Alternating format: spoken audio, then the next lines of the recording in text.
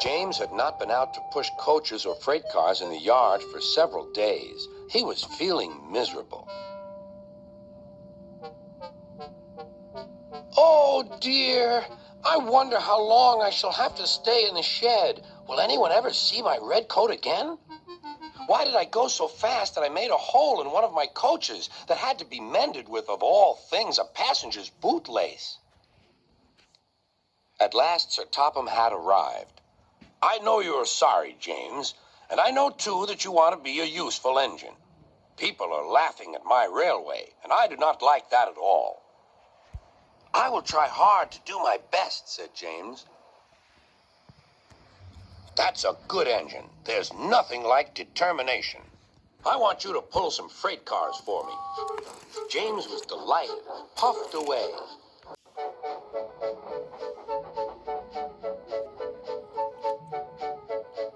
Here's your freight train, James, said Thomas. Have you got some bootlaces ready? And he ran off laughing. Oh, no, said the freight cars. We want a proper engine, not a red monster. James took no notice and started as soon as the conductor was ready. Come along, he puffed. We won't, screamed the freight cars. But James didn't care, and he pulled the screeching cars sternly out of the station.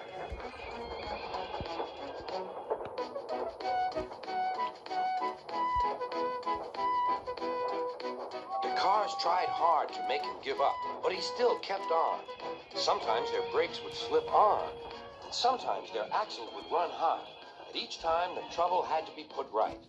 And each time James would start again, determined not to let them beat it. Give up, you can't pull us, you can't, called the cars.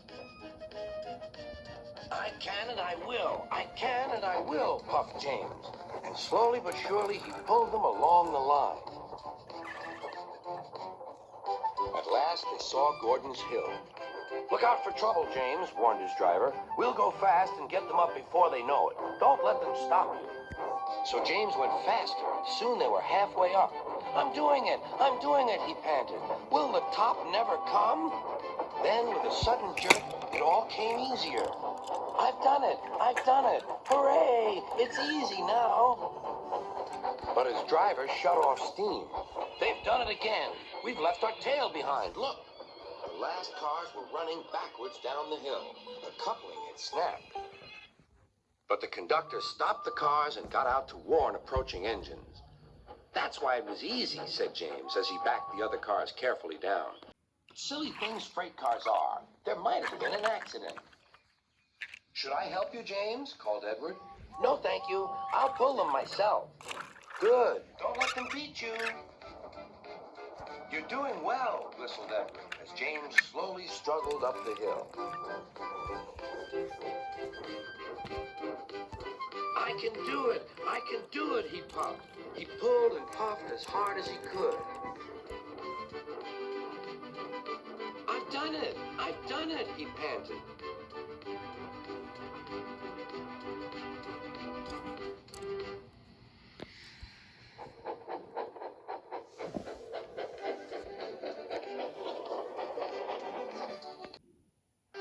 James was resting in the yard when Edward pulled up. Beep, beep, he whistled. Then James saw Sir Topham Hatt. Oh, dear, what will he say? He asked himself. But Sir Topham Hatt was smiling. I was in Edward's train, and I saw everything. You've made the most troublesome train on the line behave.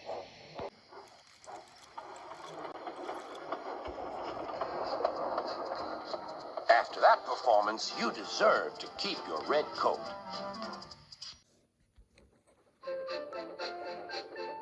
Thomas the Tank Engine is very proud of his branch line. He thinks it is the most important part of the whole railway. His two coaches, Annie and Clarabelle, agree with him. Annie can only take passengers, but Clarabelle can take passengers, baggage, and the conductor.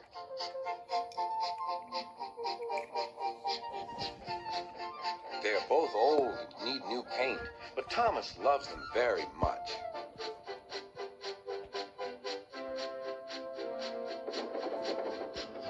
As they run backwards and forwards along the line, they sing songs to each other. When Thomas starts from the station, he sings, "Oh, come along, we're rather late. Oh, come along, we're rather late." And the coaches sing, "We're coming along, we're coming along." They don't mind what Thomas says to them because they know he is trying to please Sir Topham Hatt. And they know, too, that if Thomas is cross, he's not cross with them. One day, they had to wait for Henry's train, which made Thomas very cross.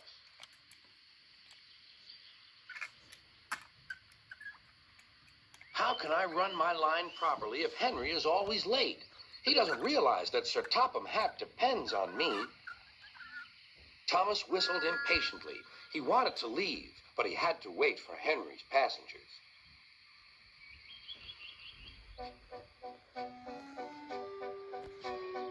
At last, Henry came.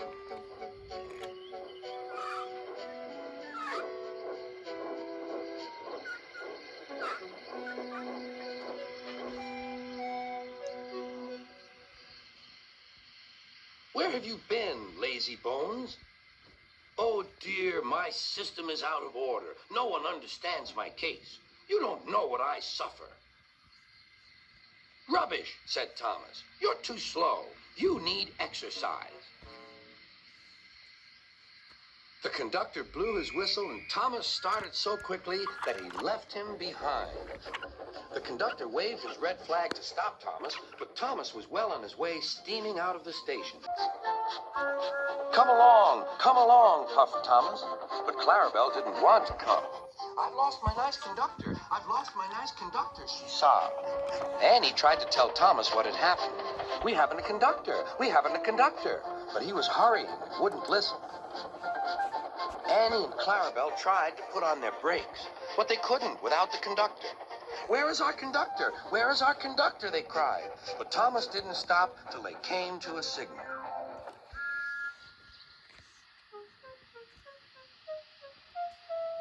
Bother that signal, said Thomas. What's the matter? I don't know, said his driver. The conductor will tell us in a minute. They waited and waited, but the conductor didn't come. Beep, beep, beep. Where's the conductor? Whistled Thomas. We've left him behind, sobbed Annie and Clarabelle together.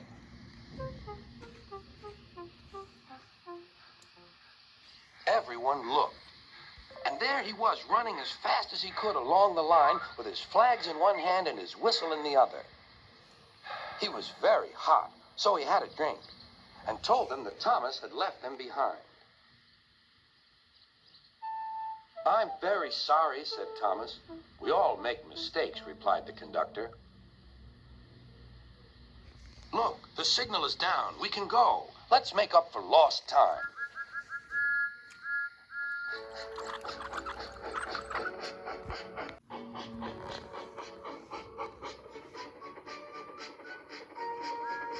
Annie and Clarabelle were so pleased to have their conductor again that they sang as fast as you like to Thomas all the way.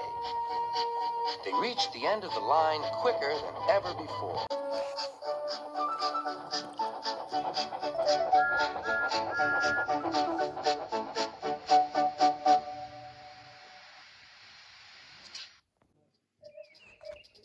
It was a beautiful morning on the island of Sodor.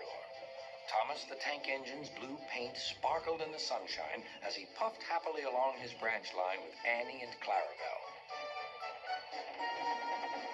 He was feeling very pleased with himself.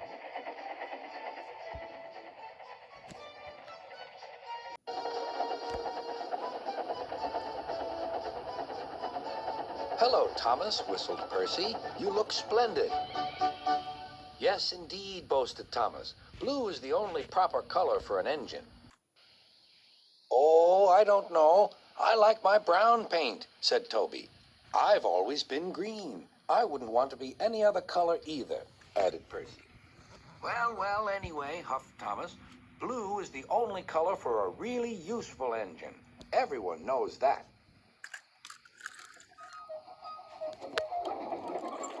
Percy said no more. He just grinned at Toby. Later, Thomas was resting when Percy arrived. A large hopper was loading his freight cars full of coal. Thomas was still being cheeky. "Careful," he warned. "Watch out for those silly cars." Go on," muttered the cars. "And by the way," went on Thomas, "those buffers don't look very safe to me."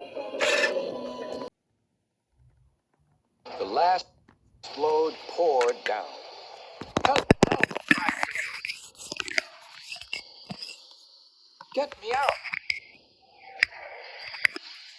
Percy was worried, but he couldn't help laughing. Thomas's smart blue paint was covered in coal dust from smokebox to bunker.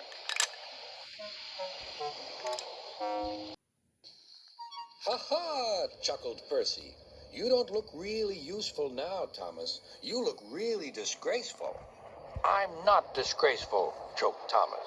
"You did that on purpose. Get me out." Thomas was grumpy in the shed that night.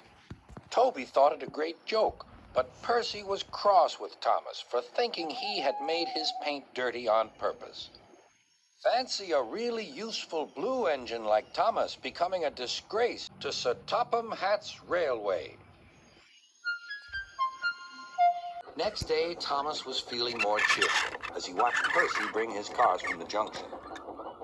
The cars were heavy and Percy was tired.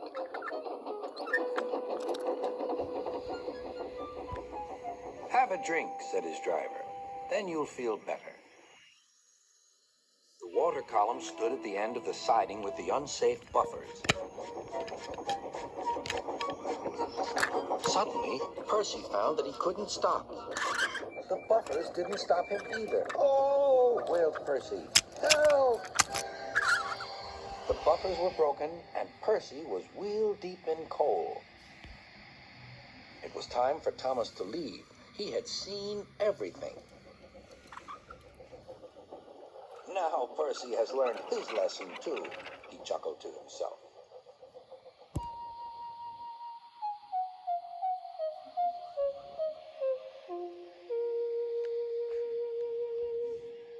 That night, the two engines made up their quarrel. "I didn't cause your accident on purpose, Thomas," whispered Percy. "You do know that, don't you?" "Of course," replied Thomas, "and I'm sorry I teased you. Your green paint looks splendid again, too. In future, we'll both be more careful of coal."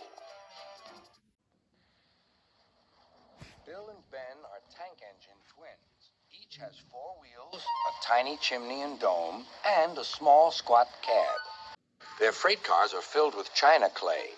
It is needed for pottery, paper, paint, and many other things.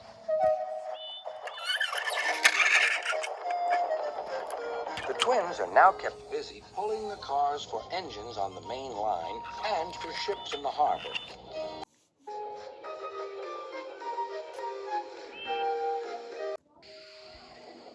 One morning, they arranged some cars and went away for more.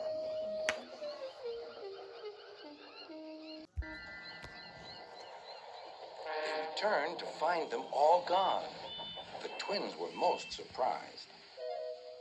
Their drivers examined a patch of oil. "That's diesel," they said. "It's a waddle?" asked Bill. "A diseasel, I think," replied Ben. "There's a notice about them in our shed.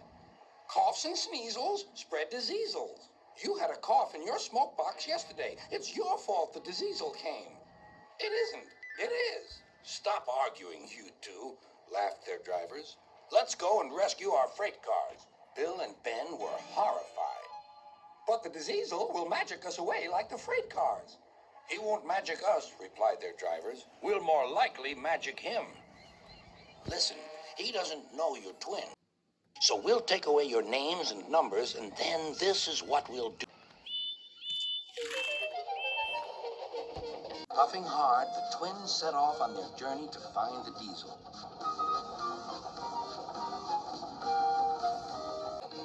They were looking forward to playing tricks on him.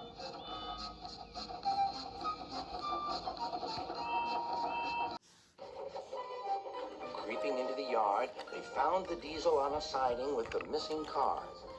Ben hid behind, but Bill went boldly alongside.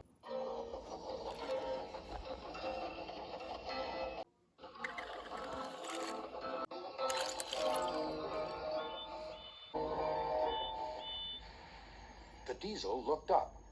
"Do you mind?" "Yes," said Bill, "I do. I want my cars back." "These are mine," said the diesel. "Go away." Bill pretended not to be frightened. "You're a big bully," he whimpered. "You'll be sorry." He ran back and hid behind the cars on the other side. Ben now came forward. "Car stealer?" hissed Ben. He ran away too. Bill took his place.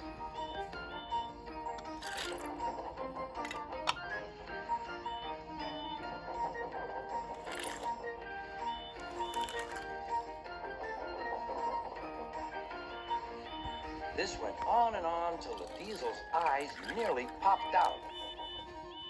"Stop, you're making me giddy." The two engines gazed at him. "Are there two of you?" "Yes, we're twins." "I might have known it." Just then, Edward bustled up. "Bill and Ben, why are you playing here?" "We're not playing," protested Bill. "We're rescuing our cars," squeaked Ben. "Even you don't take our cars without asking, but this diesel did." "There's no cause to be rude," said Edward severely. "This engine is a Metropolitan Vickers diesel electric Type 2. The twins were most impressed. "We're sorry, Mr. "Never mind," the diesel smiled. "Call me Boko. I'm sorry I didn't understand about the cars." "That's all right then," said Edward. "Now off you go, Bill and Ben. Fetch Boko's cars, then you take this lot." "There's no real harm in them," he said to Boko, "but they're maddening at times." Boko chuckled. "Maddening," he said, "is the word." At night, when the other engines are tucked away in their sheds, you can still hear the faraway call of an engine's whistle and the clickety-clack of train wheels turning. This is the sound of the mail train. One train is pulled by Thomas and the other by Percy, as the loads are too heavy for one engine to do the work alone. The mail is loaded into freight cars at the harbors, and the engines pull their trains through the silent stations, delivering their precious loads.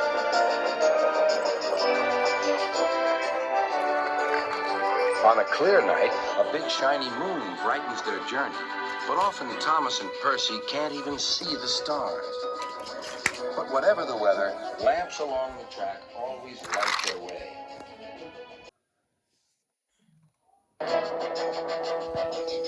One night, Percy was waiting at the junction. The main line train was late. At last, Henry arrived. "Sorry," he puffed. "The mail boat from the mainland was delayed." "Come on, Percy," said his driver. "Let's make up for lost time." Percy puffed along as quickly as he could. The sun was already rising as he finished his work. "Never mind," thought Percy. "It's nice to be up and about when it's the start of a new day and there's no one else around." Percy was not alone for long. "Bother," said Percy. "It's that dizzy thing, Harold." "Good morning," whirred Harold. "I always said railways were out of date, but you're so slow with the mail. You should give everyone their stamps back." Percy was too tired to explain. "Bird brain," he muttered. "Good morning, Percy," called Duck. "You're up early this morning." "No, you're wrong," sighed Percy. "I'm back, tired and late." He rolled into the shed and fell asleep almost before his buffers touched the bar. His driver decided to set off early that evening. Thomas was waiting at the station.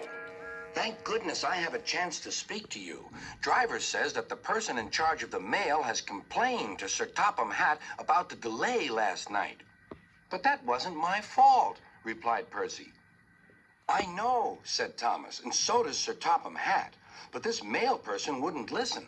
Tonight we'll just have to be quicker than ever before.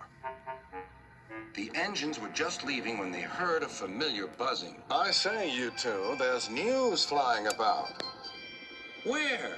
Puffed Percy crossly. All over the place. They're going to scrap the mail train and use me instead. Wings work wonders, you know. Always. Rubbish, huffed Thomas. That night, everything ran like clockwork. Thomas and Percy steamed through the stations, making good time everywhere they went.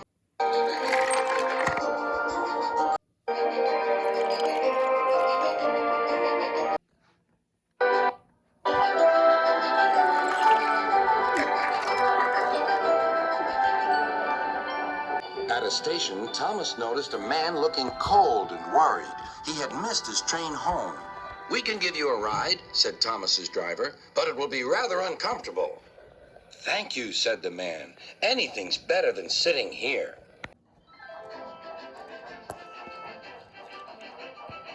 The next afternoon, Percy passed the airfield and saw Harold.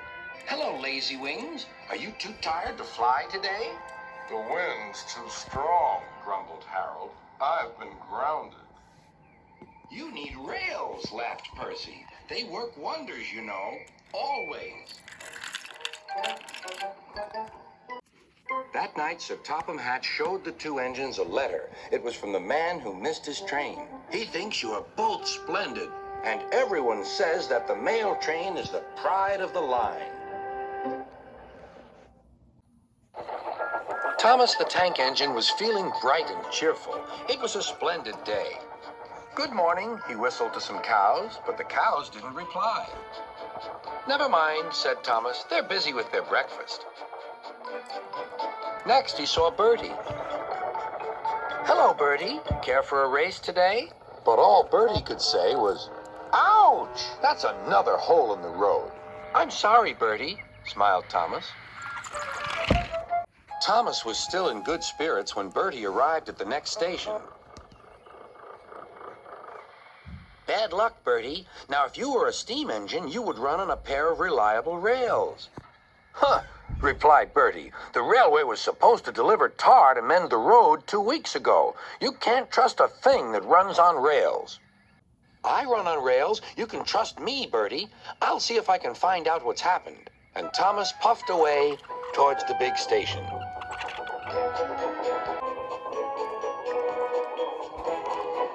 James was snorting about in the yard. "It's too bad," he grumbled. "Percy goes to work at the harbor, and I do his job. Here, there, and everywhere. Take that!" "Oh," groaned the freight cars. "Just you wait. We'll show you." Gordon laughed. "I'll tell you what, James. If you pretended to be ill everywhere, you couldn't shunt freight cars here or go to the quarry there, could you?" "What a good idea," agreed James. "Look, here comes Thomas. I'll start pretending now." Thomas was sorry to see the engines looking miserable. "Cheer up," he puffed. "It's a beautiful day." "Yes," grumbled Gordon, "but not for James." "What's the matter?" asked Thomas. "He's sick," replied Gordon. "Yes, he is. I mean, I am," stuttered James. "I don't feel well at all." "Don't worry," said Thomas kindly. "I'll help out if you're ill." Gordon and James snickered quietly to each other. Some of James's cars were coupled behind Thomas, and he steamed away to the quarry. The cars were still crossed. "We couldn't pay James back for bumping us. We'll play tricks on Thomas instead. One engine is as good as another." But Thomas didn't hear them. He collected all the stone from the quarry and set off back to the junction.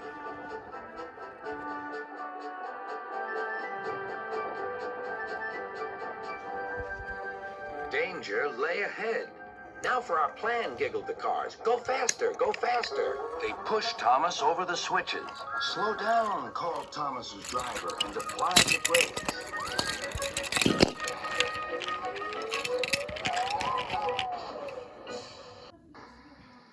Poor Thomas stood dazed and surprised in a muddy pond as a toad eyed him suspiciously. Bust my buffers, muttered Thomas. The day started so well, too.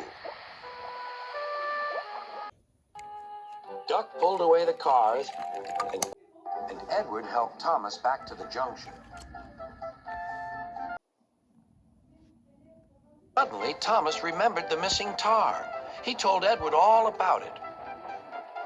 That's strange, said Edward. A car full of tar has been left at my station. That must be it. Driver will make sure it gets to Bertie now.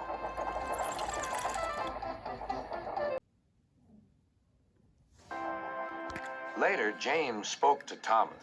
I'm sorry about your accident, he muttered, and so is Gordon. We didn't mean to get you into trouble. No, indeed, spluttered Gordon. A mere misunderstanding, Thomas. All's well that ends well. Just then, Bertie arrived. He looked much more cheerful. My road's being mended now. Oh, I am glad, replied Thomas. Thanks for all you did, added Bertie. Now I know I can trust an engine, especially if his name is Thomas. Gordon and James puffed silently away to the shed. But Thomas still had company. Well, well, he sighed. What a day for surprises. The Toad, who was looking forward to a ride home, noisily agreed. Stepney's visit to Sir Topham Hatt's railway was coming to an end. We shall miss you, said Sir Topham Hatt. Then he turned his attention to all the other engines. My railway is very busy, and I'm pleased with you, but you need help. A diesel is all that's available. Please do your best to avoid any disturbances. What does that mean? Whispered Duck. That means this diesel is difficult, snapped James.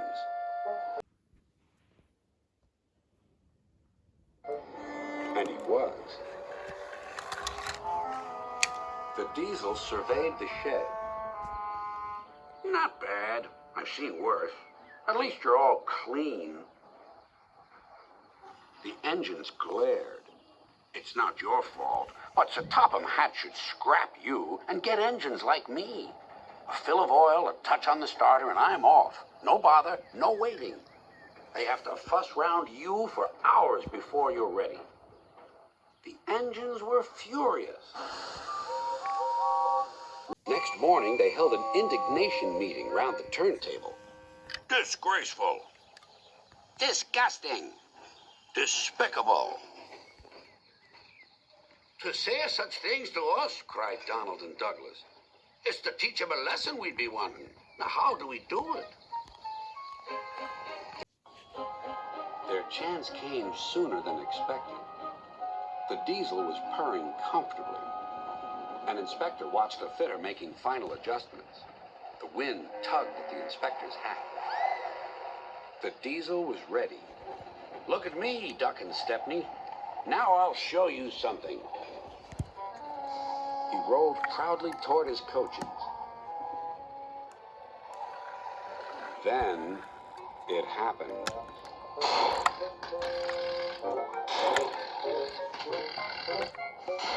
Shaking and spluttering, the diesel stopped. Meanwhile, the inspector was looking for his hat. The diesel seethed with fury as Duck and Stepney pushed him back to the shed. My hat, exclaimed the inspector. You sucked it through your air intake. Bother your hat. The heavy train's due out. You'll have to take it, Duck. Stepney, will you help, please? Thank you, sir, cried Stepney. I'd like a good long run on my last day. The engines were soon ready. Gordon will take over from halfway, so get the train to there. Good luck. Don't worry, smiled Stepney. We'll get there, and be early, too. The cavalcade moved carefully over the rails and out to the open line. Now for a sprint. I'm ready when you are, replied Duck. Soon they were whizzing through Edward Station. And next they charged at Gordon's Hill beyond.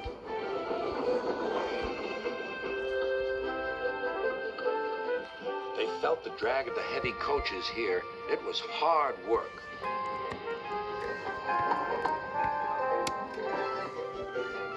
At last, they were running smoothly along the line toward the big station.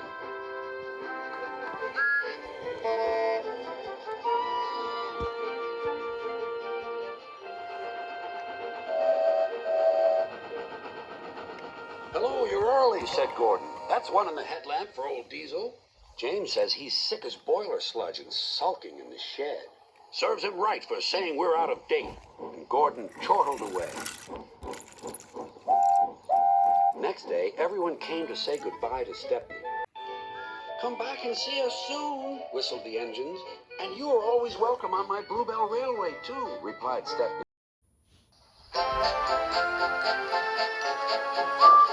Thomas the Tank Engine puffed happily along his branch line with Annie and Clarabelle. Sir Topham Hatt was waiting on the platform. He looked at his watch. "Well done, Thomas. You are right on time and really reliable." "Thank you, sir," whistled Thomas. "Ooh, right on time and really reliable," hummed the coaches.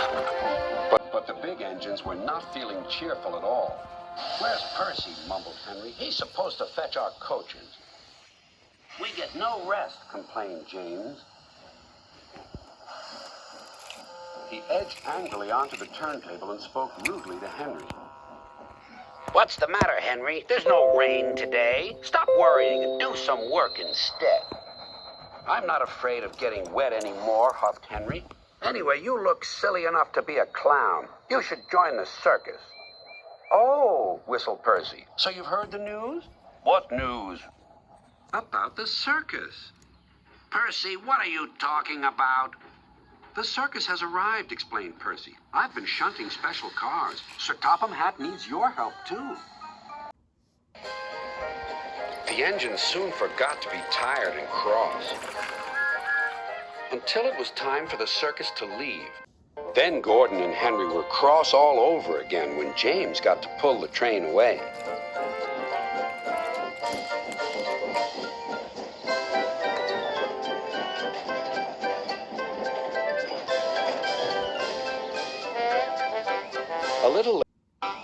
A little later, Sir Topham Hatt returned.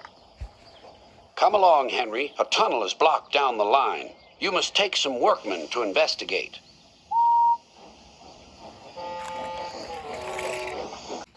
Pushing cars, grumbled Henry. They stopped outside the tunnel. The workmen went inside. It was very dark and quiet, but not for long. "Help!" shouted the workmen, and they ran out.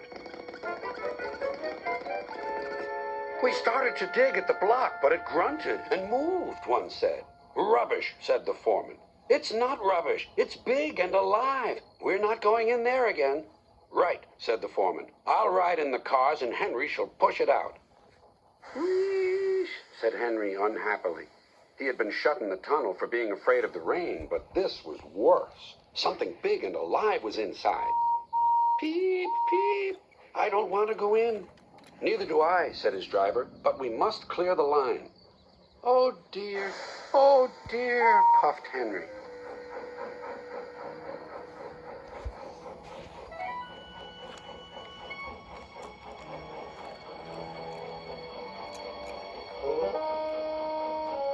Then there was trouble. The block was indeed alive and very strong.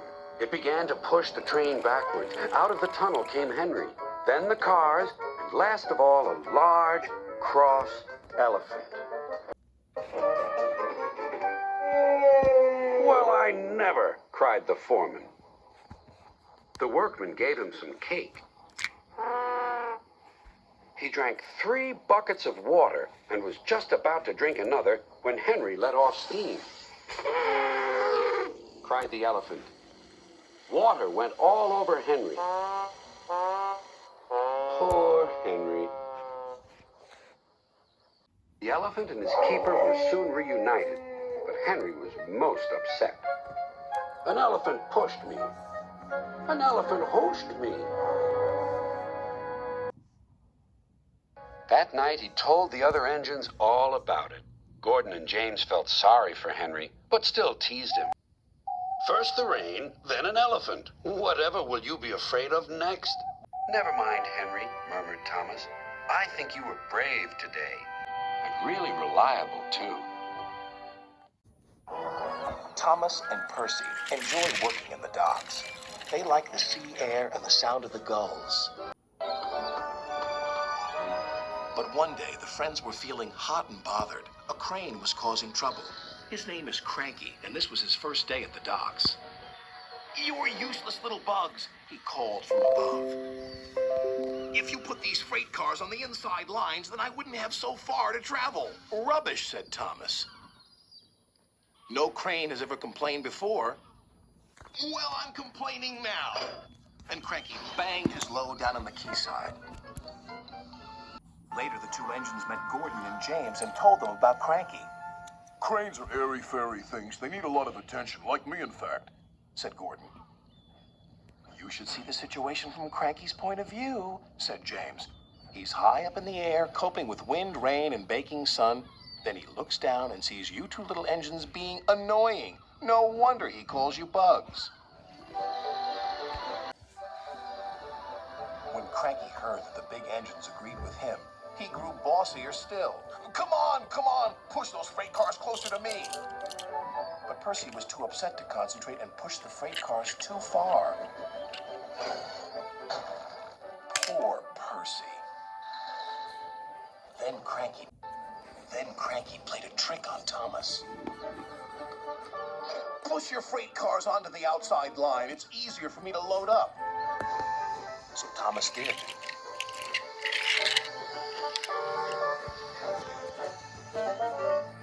But Cranky left the loads beside the freight cars, not in them. "You must have known my arm can't reach you there," complained Cranky. This mix-up caused confusion and delay. Sir Topham Hatt was most upset. "Thomas and Percy, this new crane has an important job to do. I have heard that you have not been helping him today. You will go to your sheds and consider how you will improve yourselves tomorrow." Now Thomas and Percy were upset too.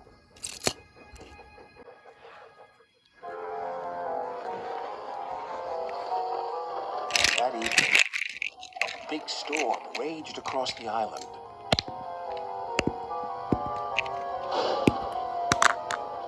Cranky and the engines were trapped at the docks. "We're sure to be safe in this shed," said Duck. But he was wrong. The engines had no idea they were about to be put in great danger by an old tramp steamer. It was out of control and running aground, straight into the sheds.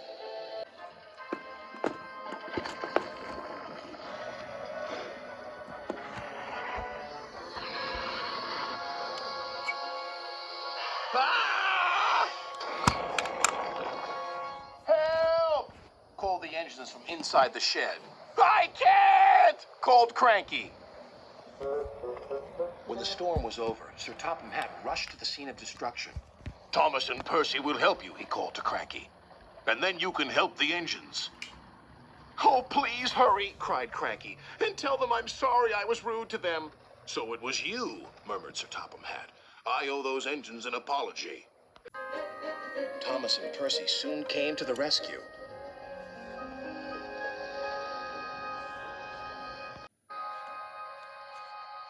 And it wasn't too long before Cranky was upright again and clearing the wreckage. At last, all the engines were free. "Oh, thank you," said Gordon. "What would I have done without you?" "Well, I had to be rescued before I could help you. But I never thought it would be by a couple of Cranky was about to say bugs, but he quickly corrected himself. Small engines, thank you. I'll never be rude again. However, you two mites are in my way, so move over." "Ha," said Percy. "He's back to bugging us." "Don't move! You're still attached to Cranky." But it was too late. Cranky still looks down on the two little engines. But ever since that stormy night, he never calls them bugs or mites, because he knows they might bite back. It was a busy time at the docks. All the engines were working hard, pushing and pulling freight cars about. One morning, Percy was late. Cranky the Crane was quick to criticize. These ships can't be kept waiting. They have important cargo. If they miss the tides, they will be delayed in the docks. You should look up to the ships and show more respect. You are, after all, only little. We've got too much work, huffed Percy. Then perhaps a lorry should do your job. Percy was shocked. He told the other engines what Cranky had said. Stuff and nonsense, snorted James. We engines run this island, Said Henry. What if a lorry does arrive? I'm afraid it did, along with two more. Cranky was delighted. Hey, you down there, your job's done now. These lorries are taking over. One of them wants to talk to you. The lorry was very rude. What's that steaming lump of scrap iron doing here? Be off with you! Scrap iron? Steaming scrap iron? Ha!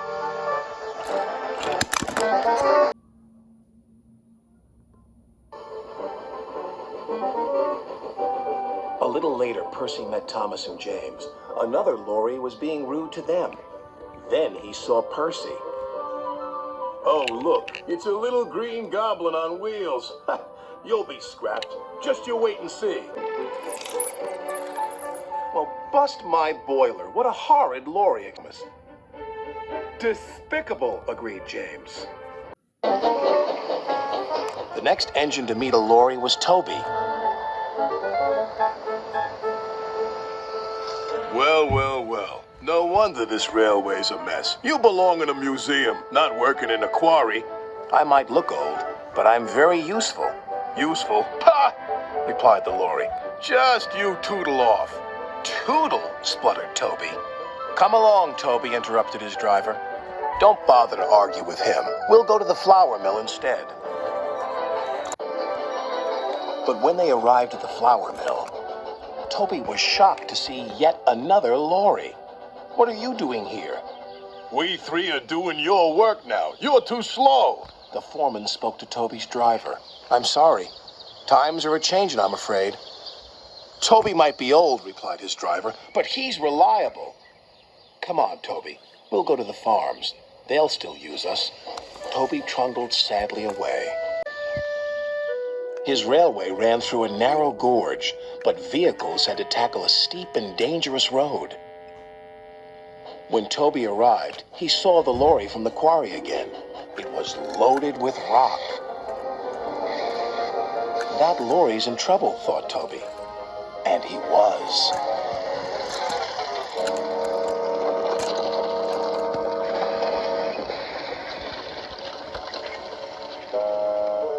The driver was thrown clear. Rotten roads, He muttered. The wrecked lorry was taken to the docks. Percy looked at the lorry. What's this lump of steaming scrap iron? He teased. I'll be back, replied the lorry, so you can wipe that silly smile off your smoke box. Ha! Said Percy, and wheezed him loudly. Then Butch, the breakdown vehicle, arrived. He was towing the lorry from the flour mill. What happened? Asked Toby's driver. He was overloaded with flour, came the reply, and he broke down. Not very useful now, are you? Said Toby. Grrr, replied the lorries. Then James whistled excitedly. They're bringing in the third lorry on a barge. What happened to that one? James asked. Stupid lorry was reversing and fell straight into the sea, said the tow truck man. Later, Thomas arrived. He looked at the three lorries and laughed. Well, well, well, the Brothers Grimm. Smashed, broken, and sunk. The lorries didn't return. The engines now work even harder to make sure they never will. One day, Thomas was at the quayside of a small village. Fish were being loaded into his cars. The work took a long time. The fishermen were using old equipment, and Thomas was worried. I'm going to be late for Henry at the docks. He won't like this. Please hurry up. Thomas was rudely interrupted.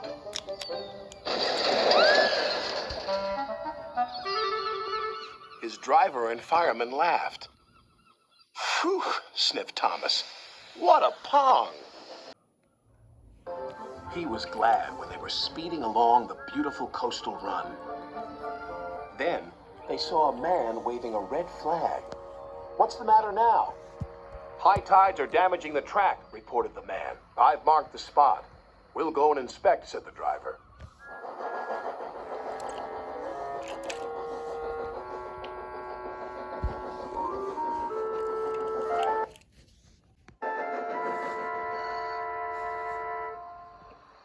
It would be dangerous for heavy engines like Henry, agreed the driver. But for Thomas, it's safe enough. The guard left a red oil lamp by the damaged track to warn engines. When we get to the docks, I'll tell them to close the line.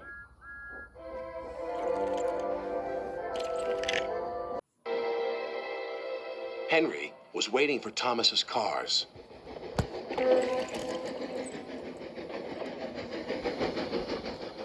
Pah! You're late, and that smell is making me ill. It's the fish, replied Thomas, and there's danger on the rails. That's why we're late. Ha! You're the only danger on the rails, Thomas. Now stop wasting time and get your cars hitched to my train. Thomas's driver and fireman were in the yardmaster's office when they heard Henry's whistle. He was steaming out of the station with his long, heavy train called the Flying Kipper. What route is Henry taking tonight? Asked the driver. The coastal run, it's the quickest. But I told you, gasped the driver. That's dangerous for a big engine like Henry. The yardmaster quickly phoned the signalman. Henry roared past the signal box. I'll soon make up for lost time. The signalman couldn't hear the warning. By the time he did, Henry was far away in a cloud of steam. But when Henry reached the coastal track, his hopes for a fast run were dashed. Fog floated everywhere. I can't see, cried Henry. Nor could his driver.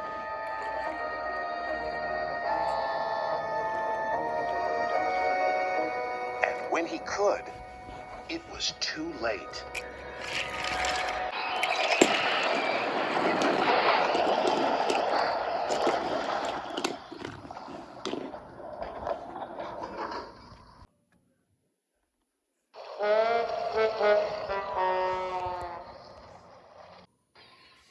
As soon as the tide was high enough, Henry was craned out of the water. Engines don't swim, Henry. You were meant to deliver fish, not swim with them. You should know that by now. Yes, sir. I'm sorry, sir. When Henry arrived at the docks, Cranky the crane looked down on him. My, Henry. I expect you'll have some fishy tales to tell.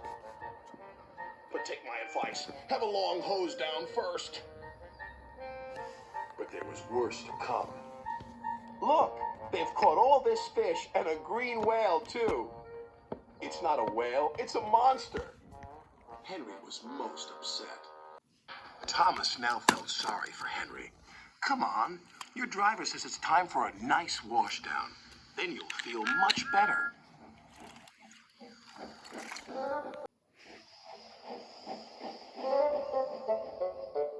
And Henry did.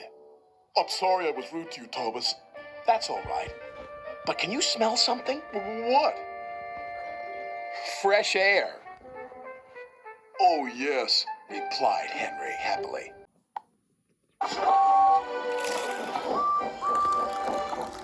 All the engines on the island of Sodor love their work. But sometimes there is too much work. That's when Sir Topham Hatt brings new engines to the island. Salty, the dockyard diesel, is one of these engines. He loves to tell tales of the sea. We heaved until the old freighter finally caught the tide. It's good to be useful. Salty is excited about coming to the island of Sodor. Islands are surrounded by the sea. Salty loves the sea. Soon Salty arrived at his new job. Ahoy, mateys! Salty, pride of the seven seas. I'm a new diesel and I'm here to give you some help. Bill and Ben didn't think they needed any help, especially from a diesel. Welcome to Center Island Quarry, Mavis said proudly. Salty looked all around. Everywhere he looked, he saw nothing but rocks. A quarry, he cried. There must be some mistake. I'm a dockyard diesel. You're a quarry diesel now, Mavis said. And she explained that they had to complete an important job for Sir Topham Hatt. Salty was sad that he wouldn't be working by the sea, but he knew what it meant to be a really useful engine, and he set to work at once. Ah, well, Salty said, at least there'll be trucks. You better mind them, Mavis said. They can be a bother. He won't last 5 minutes, said Bill. Those trucks will trip him up soon enough, said Ben. But to Bill and Ben's surprise, the truck seemed to give Salty no trouble at all. Yo-ho-ho, and a bucket of prawns, the tiller spins, sang Salty. And the captain yawns, sang the trucks. Thanks to Salty, Sir Topham Hatt's important job was almost done. Bill and Ben were surprised and a little jealous. Here comes Mr. Show-Off, groused Ben. You have to admit he's got a knack with those trucks, said Mavis. Driver says he'll bore the bolts off us with his stories, huffed Bill. But Salty didn't say a word. He didn't come near the shed.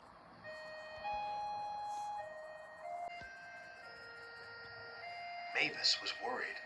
She rolled alongside and asked him what he was doing on his own. Oh, I thought I might catch a bit of sea breeze. You really do miss the sea, don't you? Asked Mavis. I do.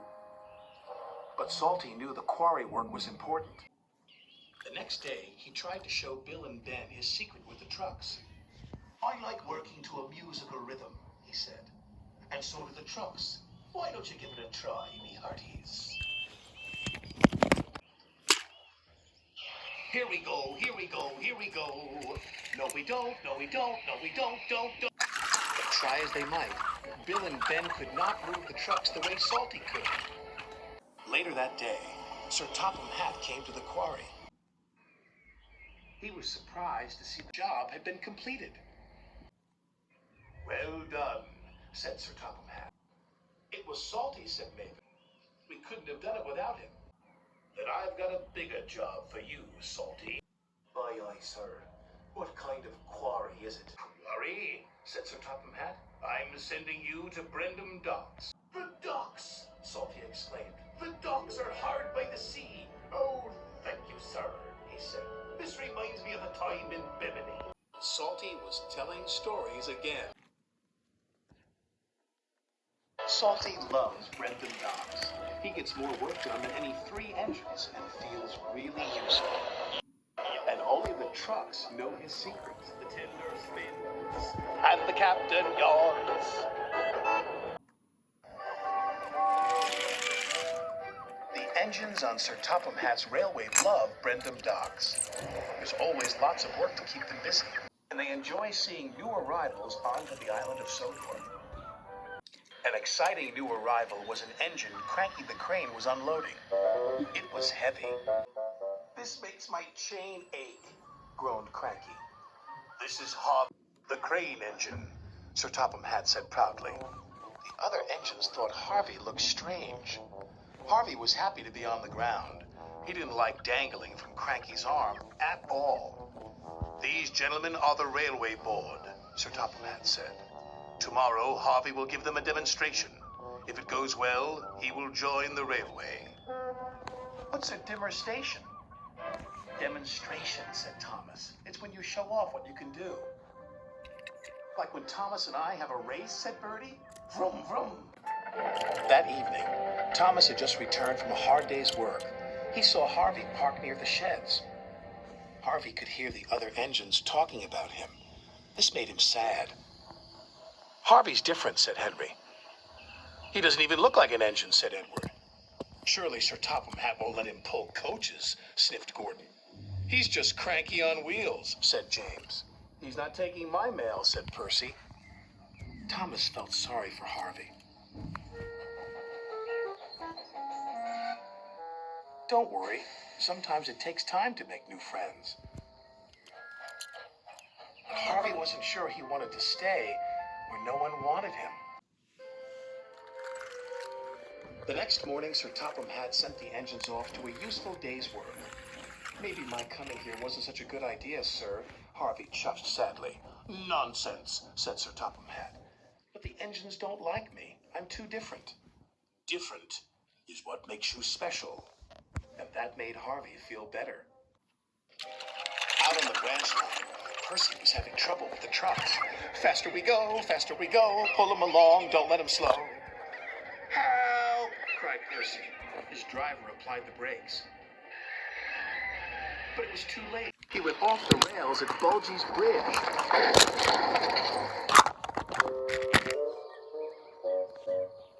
Luckily, no one was hurt. Bertie arrived and was pleased Percy was all right, but he was also very cross. "You've blocked the road," Bertie snapped. He was worried he wouldn't get the gentlemen of the railway board to the demonstration on time. When Sir Topham Hatt heard the news, he went straight to Harvey. I need you to rescue one of my engines. "I'll do my best, sir," Harvey said bravely, and he set off immediately.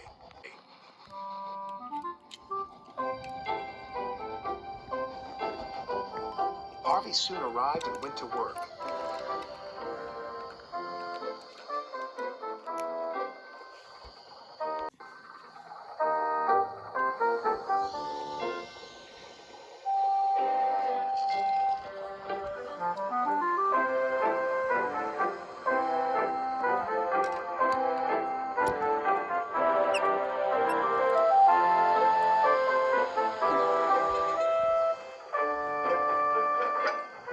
In no time, Percy was back on the tracks.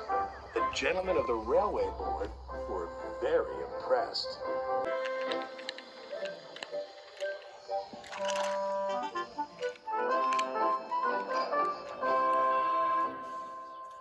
That was the best demonstration of all. The gentlemen of the railway board have decided you shall join the railway. Oh, thank you, sir, said Harvey proudly. That night, Harvey heard the engines talking again. This time it was different. "Well done, Harvey," said Gordon. "Very useful," said Jay. "You can take my mail," said Percy. "You see," said Thomas, "different can be good." All the engines agreed. "Welcome to the Sodor Railway," they called. Harvey smiled happily.